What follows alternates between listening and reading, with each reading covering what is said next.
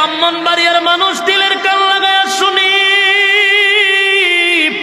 আজকের আলোচনার থেকে আমাদের শিক্ষা গ্রহণ করতে হবে।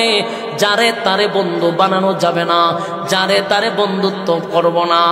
এই নামাজি ব্যক্তির সঙ্গে বন্ধুত্ব করব, যদিও আমি বেনামাজি, নামাজি বন্ধুর সঙ্গে চলতে চলতে আমি নামাজি হয়ে যাব। আল্লাহওয়ালার সঙ্গে চললে একটা সময় গুনাহ থেকে মানুষ ফিরে চলে আসে বন্ধুর কারণে।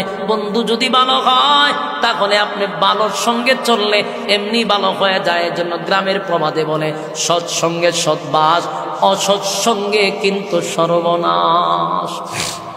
কথা হয় না? হ্যাঁ, বাস্তব কইছি না? বাস্তব। আপনারা কি বিরক্ত লাগতেছে? আমি আপনাদের নীরবতায় বুঝতেছি খুব বিরক্ত হচ্ছেন, আমিও ছেড়ে দিচ্ছি। যেখানে বিরক্ত হইলে কথা তো কম যায় না।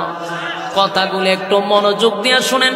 আপনারা যদি গুরুস্থানের মতো নীরবতা পালন করেন তাহলে আমি কেমনে বুঝবো যে কথা বুঝতেছেন? বলুন, বন্ধুর থেকে সাবধান হওয়ার দরকার আছে না? বন্ধুর থেকে সাবধান। যারে তারে বন্ধু বানানো যাবে না, যারে তারে বন্ধু বানানো যাবে না। আজকে তো আমরা মডার্ন যুগে পা দিছি।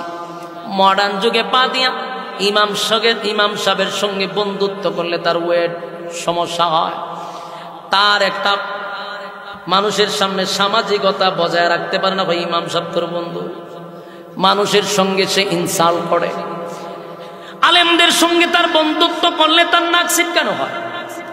কিন্তু তুই বন্ধু এমন একজনরে বানাইলি, বেনামাজিরে তুই বন্ধু বানাইলি, সুদখোররে বন্ধু বানাইলি, ঘুষখোররে বন্ধু বানাইলি, একটা নাফরমানরে বন্ধু বানাইলি।